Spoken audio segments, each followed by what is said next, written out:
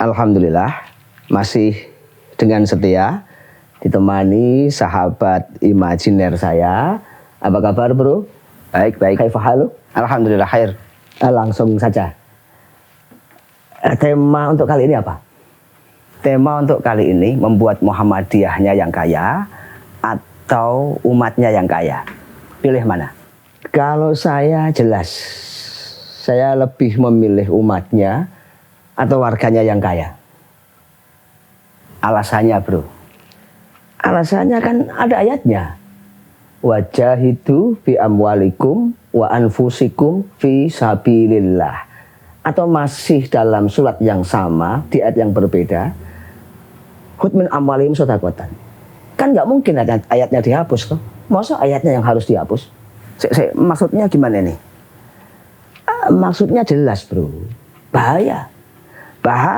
Sekarang begini, kalau Muhammadiyahnya yang kaya, atau secara gampangnya gini, kalau Islamnya yang kaya, ente, saya, itu mau sedekah kemana? Umat mau sedekah kemana? Umat mau infak kemana? Nah, kalau Islam butuh dana, atau katakanlah Muhammadiyah butuh dana untuk gerakan dakwahnya, lantas harus bagaimana? Piye toh bro? Kekayaan Islam itu, kekayaan Muhammadiyah itu berada di kantong warganya masing-masing.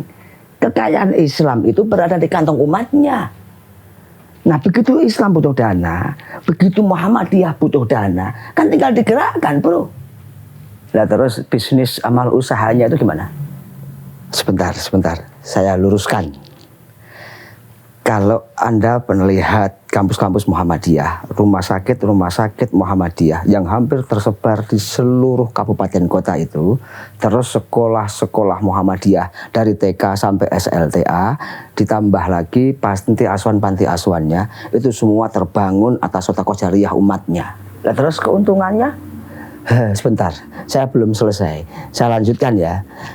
Hampir semua amal usaha Muhammadiyah itu layanan sosial. Dan secara prinsip amal usaha Muhammadiyah itu non-profit atau nirlaba.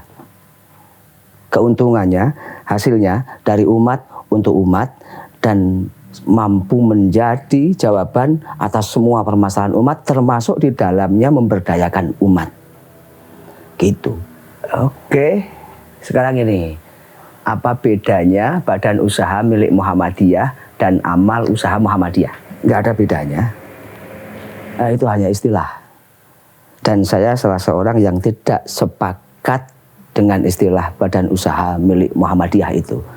Karena nanti pelan-pelan akan menggeser esensi makna dari amal usaha Muhammadiyah itu sendiri. Padahal hampir semua produk Muhammadiyah itu amal usaha Muhammadiyah, usaha amalnya warga Muhammadiyah, termasuk di dalamnya pengajian. Bahkan pengajian itu menjadi amal usaha Muhammadiyah yang tertinggi. Karena melalui pengajian itu kita mampu membangun kekuatan umat, menggerakkan umat, menguatkan secara spiritual rohani, menguatkan secara fisik, sekaligus memberdayakan umat. Oke. Sekarang pertanyaan selanjutnya, apa indikasi keberhasilan dari gerakan pemberdayaan umat, terutama di bidang ekonominya? Sederhana, gampang saja. Gerakan pemberdayaan ekonomi umat dikatakan berhasil manakala jumlah muzaki, jumlah pembayar zakatnya itu setiap tahun mengalami peningkatan. Saya ulangi, jumlah muzaki, jumlah pembayar zakatnya itu setiap tahun mengalami peningkatan. Bukan perolehan nominalnya, tapi jumlah muzakinya yang meningkat. Itu baru bisa dikatakan gerakan pemberdayaan ekonomi umat berhasil. Oke, masuk. Berarti dengan kata lain, jika jumlah muzakinya tidak meningkat atau bahkan mengalami penurunan, maka bisa dikatakan gerakan ekonominya gagal, begitu.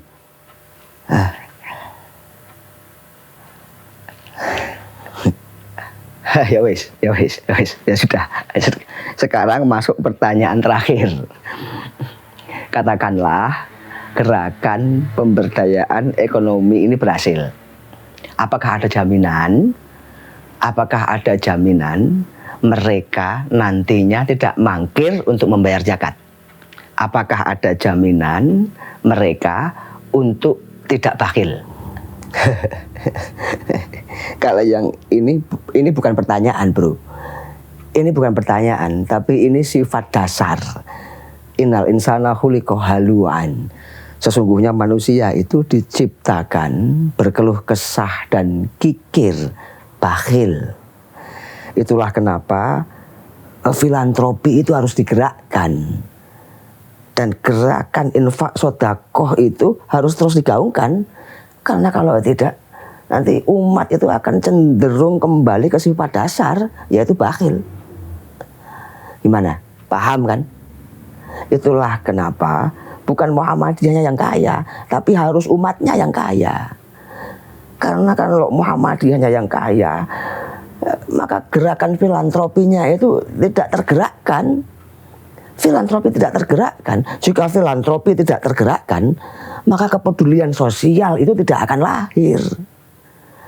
Karena lahirnya kepedulian sosial itu dari gerakan filantropi. Kepedulian sosial itu dibangun. Kepedulian sosial itu tidak lahir secara tiba-tiba. Kepedulian sosial itu tidak lahir secara ujuk-ujuk.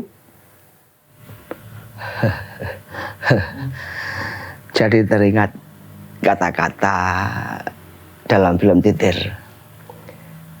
Umat itu harus digerakkan. Jika tidak digerakkan, sudah barang tentu mereka akan diam. Maka jangan pernah sekali-kali berhenti bergerak. Berhenti bergerak berarti mati.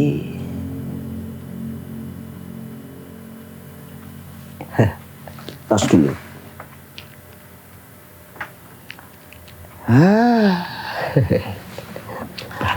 Bahaya. Bisa konslet.